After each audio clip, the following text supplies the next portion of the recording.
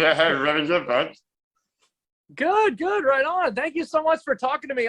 Honestly, like we've been in our health bubble Yeah, in the I see. studio. I've been either in the studio or home, so the only people I've seen is like my bandmates, our producer, and my girlfriend. So it's nice just to see anybody. So this Yeah, is the world hello. we live Right in now. into It's all virtual. civilization. Yeah, right. Yeah, it's an amazing bubble, isn't it? That creative space, like, when everybody's creating, Yeah, we're currently in the studio. We're writing new songs. We're tracking new songs. In fact, one of our main collaborators is actually here today. Scott Stevens, I got to see, and it's been going really well. We've got a lot of songs under our belt. We've got maybe one or two more to go, and then we might try to write a little bit more towards mid-October, and then Yeah. try to track some more towards the end of October. We're hoping to have the record finished before we go on tour with Evanescence in November. Yeah, that's good. I mean, it must feel amazing to get back together, doesn't it? Especially after what we just been through, like. It really does feel that way. I'll be totally honest with you. I did kind of enjoy getting to spend some time at home, which I hadn't done in a long time. We've been constantly on the road since our first record came out in 2009. Yeah. And before 2009, that was probably the last time we had more than just 3 weeks off in sequence. Yeah, it's in just a long time. rest. So it's been like, well, now would be 2009 to 2020 would be like about a decade of maybe 11 years of constantly being on the road. So like 2019 was our last year of touring. That was towards the end of our last album cycle. So it was, luckily we were supposed to take most of 2020 off to make the record anyway, but everything just got pushed back because of the pandemic. So for the first several months, I really enjoyed kind of getting a nice break from the road because it was just a lot of touring, a lot of traveling, and it wears on you after a while. But it's exhausting. Yeah, but now that we're back into it, since we've been getting back into writing with each other, and over the pandemic, all I could do was write. So the pandemic almost kind of helped me become a better songwriter in a weird way, where you're not like, okay, we end the tour, like the next day we're in the studio, you got 6 days to write songs, then you got to go back on tour and do some more shows, and you get another 10 days off to write more songs, and you go back on the road. So it was a really good time for me to kind of nurture my songwriting and try to just get better at it. And I think hopefully it pays off, because I feel like the songs that we've been writing are definitely a step above anything that we've done before. So I feel like this is going to be probably our strongest record, in my opinion, and I'm a bit biased because obviously you listen to your old stuff and you kind of cringe. You're like, when you listen, like if I hear the song I Get Off or It's Not You, I'm just like, God. But when we play it live, people love it, and we're like, but now, obviously, when you write new things, it's fresh, it's new, it's exciting, and so I'm probably a bit biased to it. But I just feel like with these new songs, we're tapping into we're tapping into a gear we haven't ever gone into. I feel like with every record we've done, the main objective was just to leave a lot of space, keep it very wide open, play everything very simple, play very simple chords, very simple beats. And then live, we can kind of amp it up and go a little bit crazy, just because the live energy is what we've always kind of been fed. But this time in the studio, we're actually trying to recreate the chaos, the controlled chaos of a live show on record. Yeah, that I've been writing about is intense, isn't it? It's something I missed very much, like doing that, not being able to go to gigs and stuff like. I think a lot of people missed it, and us included. I mean, we definitely, like I said, like for several months, I was very happy to get a nice break from having to play shows. My body was just getting worn out. My joints, my elbow, I was getting golfer's elbow. I was getting tendonitis in my wrist. I was like, everything was starting to hurt. And I would go on stage thinking like, okay, like, this is gonna hurt, but I just try to push that out of my mind and just focus on playing and playing well. And but now that we've taken a long break and I've really focused on my mental and physical health, the other part is mental health. I think after it's really easy to fall into kind of a depressive state when you're constantly traveling.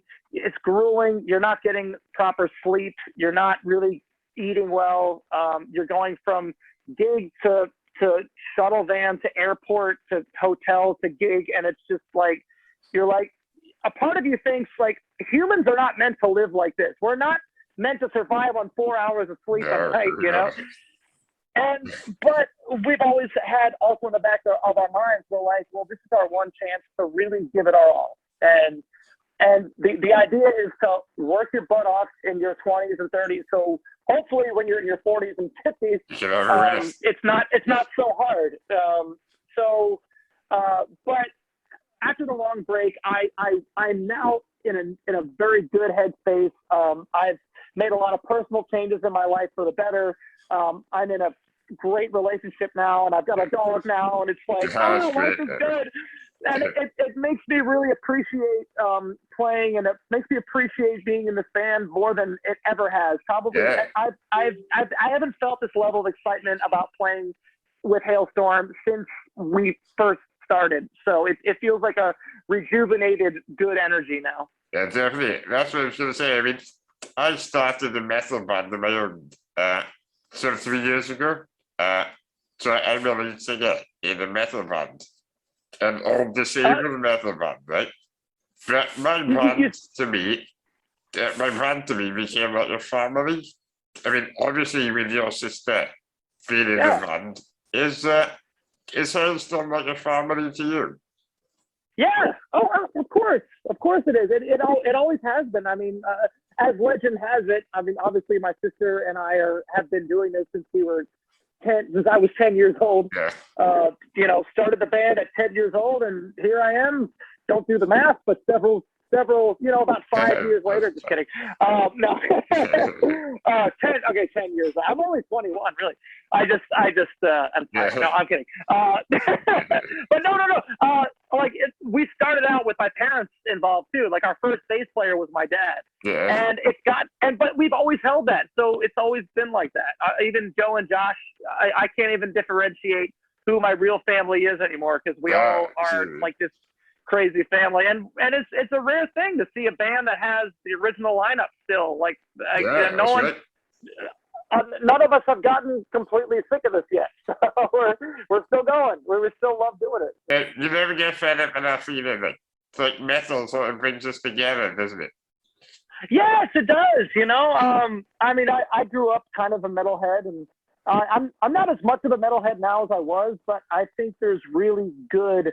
I feel like a band like Slipknot, a band like Korn, a band like System of a Down, a band like Skindred. Yeah. All these incredible heavier bands that really paved the way for us. I feel like I'll always have a soft spot for those. But there's a lot of really good new metal bands out there. There's Code Orange, which I love. There's Fever 333, which is kind of a punk electronic metal thing. And there's Bring Me the Horizon. And I feel like the tide has kind of shifted where people are starting to love to listen to songs with guitars again and love. Yeah, that's right. To hear heavier stuff. I feel like everything goes in waves. We all kind of grew up on heavy music, and then for a little bit it wasn't cool to like heavy music, and now it's cool to like heavy music again. And that's why I say to all the artists out there, like, just be true to what you love, because you can't really try to predict what's going to be trendy or not. I think it's way more important for you to do a kind of music that you're really passionate about, because I think that if you're really passionate about what you do, it's infectious. People are going to also feel that. Yeah, definitely. I mean, I've always suffered mental health, right? Like you were talking about just now. And metal has always helped me with my mental health. I mean, has metal ever helped you with your mental health? That's what it does. Absolutely. I feel like the beauty about something like metal music, as well as all kinds of music, I feel like music genres are like emotions. Like you need to have a plethora of all of them. You need to sometimes you want to relax and listen to something a little more chill, a little more kind of, trippy. Sometimes you want to listen to something that kind of like makes you want to dance and feel good. And then sometimes you want to listen to something that makes you want to headbang and smash your head into the wall, because those are all necessary things to have. And I think that there's such a valuable place for heavier music in all of humanity. Even people that aren't necessarily like big metal music lovers, I think, can still appreciate a band like Slipknot, can still appreciate a band like Korn. Even like my girlfriend is younger than me. She grew up on, pop music, and I love pop music too. And I love all kinds of music, but she also appreciates and loves heavy music for what it can help you do, what it can help you get through. Yeah, I think it's so vital for mental. I think that music is so vital for mental health in general, but I think there's got to be a space for that kind of music that makes you get that energy out in that particular way. Yeah, that's right. All right, my final question to you is, right, what does metal mean to you? Metal means, God, I'm sorry, I'm speaking all British. Metal, which, by the way, I can't wait to get back to the UK. I miss the UK.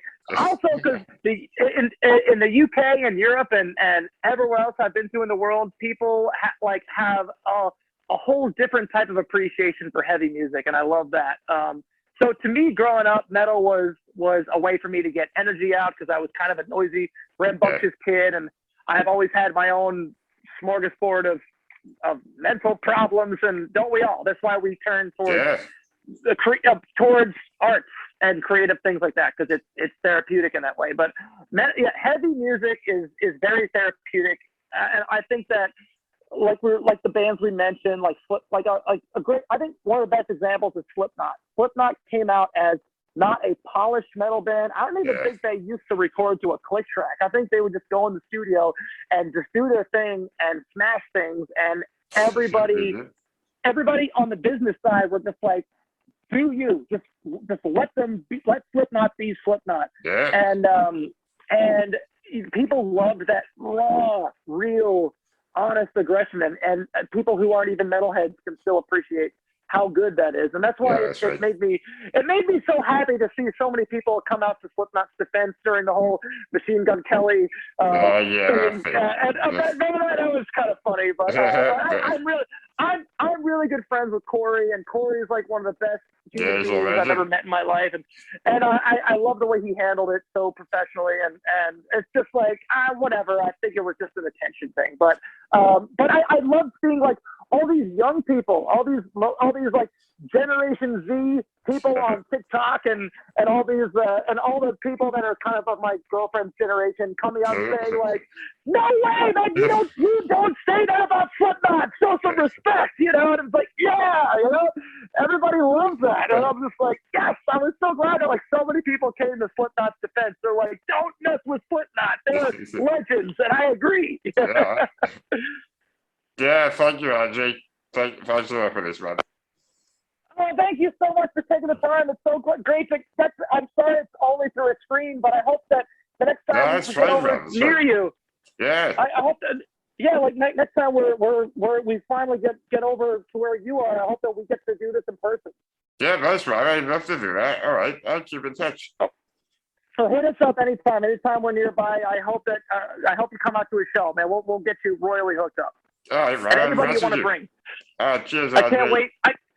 Oh man, thank you so much. It's so great to see you. I really appreciate this. All right, keep in touch. Cheers, man. Cheers, man. Have a great day. Thank you. Bye. Talk to you soon. See you, man. Bye, dude.